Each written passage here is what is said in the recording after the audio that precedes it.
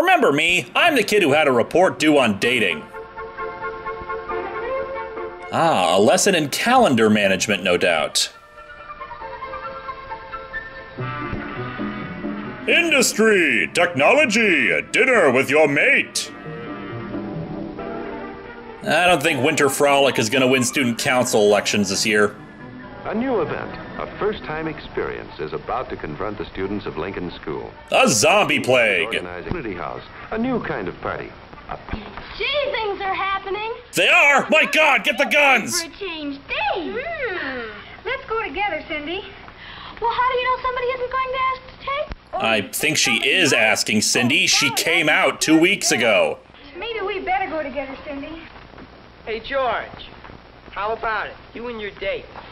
Who you going to ask? Oh, my dog is free that night. I am not. Yeah, too. I am not. Hi, boys. I need a date for the party, boys. Big argument. Oh, Bill's kidding George. He says he's scared to ask a girl to the winter party. You scared to make a date, George? I never asked a girl to anything. Wow, you're quite a loser then, aren't you? Someday. Look at it this way.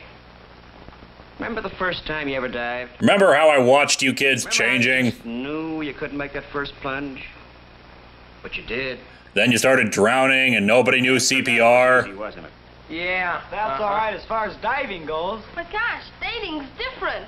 Sure, but you'll want to date someday, George. Or else you'll end up like me. Here, where you know everyone so well. Later on it may be harder. Like taking your first plunge from the high dive. This guy is very preoccupied with boys swimming. Diving into the social swim is a lot easier than it seems. It's just a matter of following a few very simple rules of etiquette. No, the teacher's voice radically changed.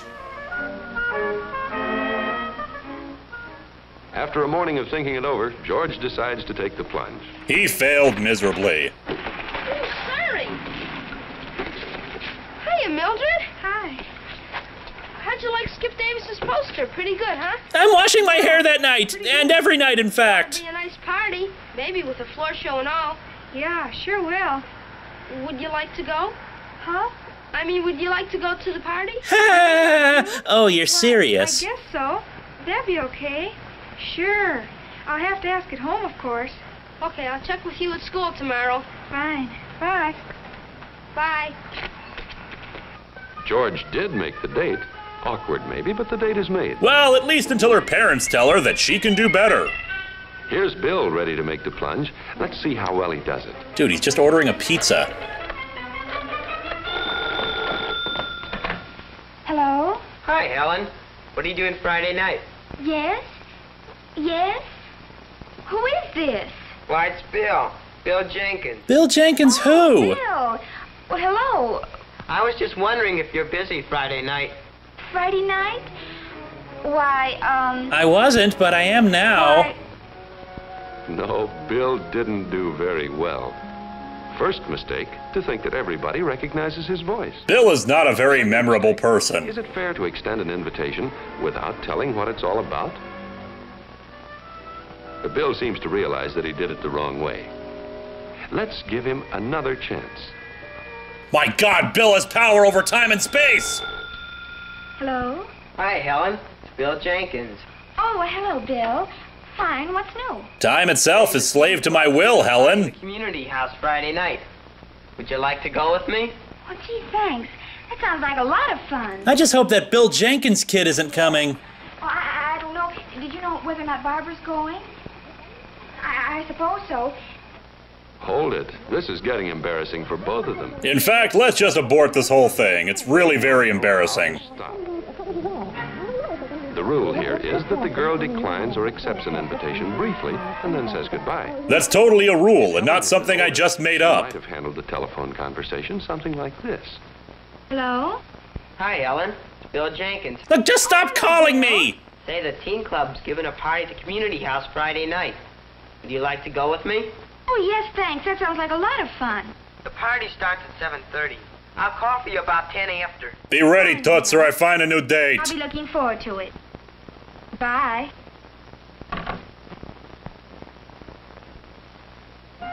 Well, here it is, the dance night. And you're wearing that? That's the first step. His next problem is what to say when he gets to Helen's door. Bill wonders who's going to open the door. I masturbate to your picture every night! How do you do? I'm Bill Jenkins. I've come to call for Helen. Oh, yes. How do you do? Nice We've start. been expecting you. Now let's do it again, and suppose that Helen had opened the door. I masturbate to your father's picture every night! You look nice. Well, thank you. Do you like my new dress? Yeah. Well, come on in. That was a natural. Much better than Robert Redford. Compliment is tops in date etiquette.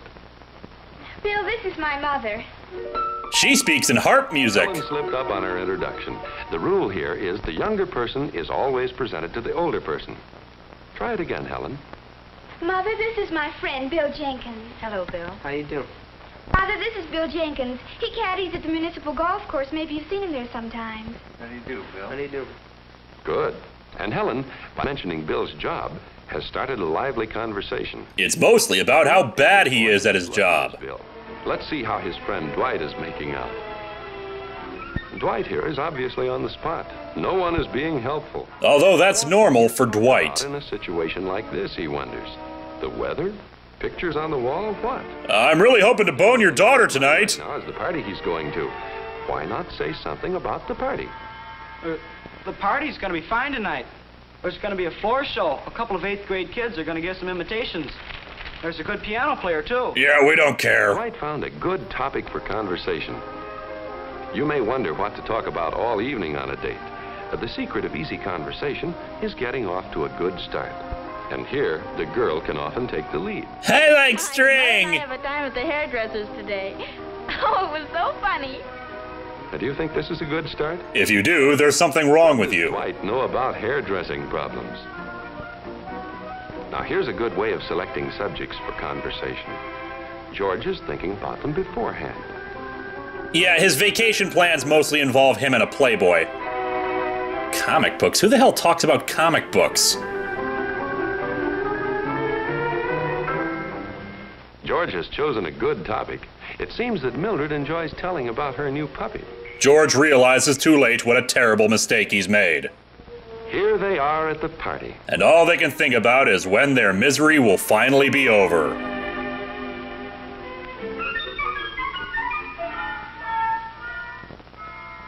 Bill is right on hand to wait for Helen. But poor Joan. Her date, Tom, has committed the unforgivable error of leaving his partner stranded. Well, she was in there for like 40 minutes. One of the secrets of having a good time at a party lies in trying to see that others have a good time.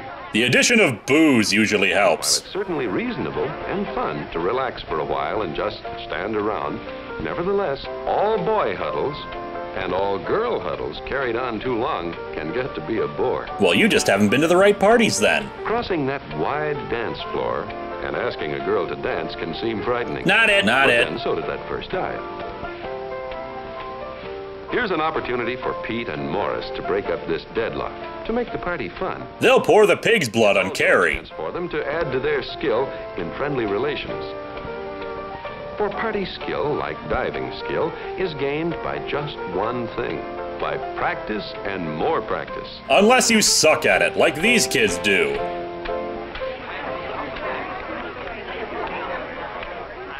An efficient committee helps to make a party a success by thinking of those who are interested in other things than dancing. Ah, so they've set up the makeout room. My God, he pulled a handkerchief from a box! Sorcerer!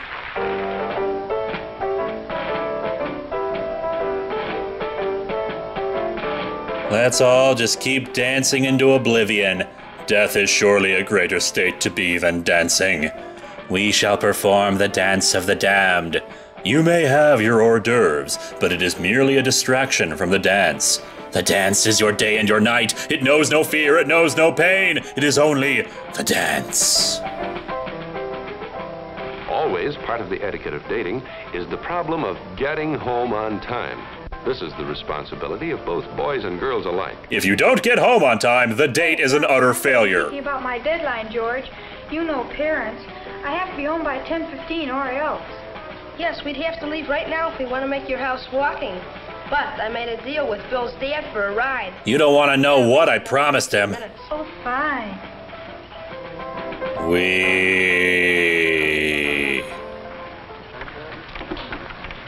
Mr. Jenkins, and thanks for the lift. Bye. Night. Good night, George. Good night, Mildred. Bye. George sees Mildred right to her door. It would be the last he saw of her. Mildred remembers to express her appreciation. Gosh, thanks a lot, George. I had a wonderful time. Okay, I enjoyed very much, too. Smooth. Okay, good night. Night.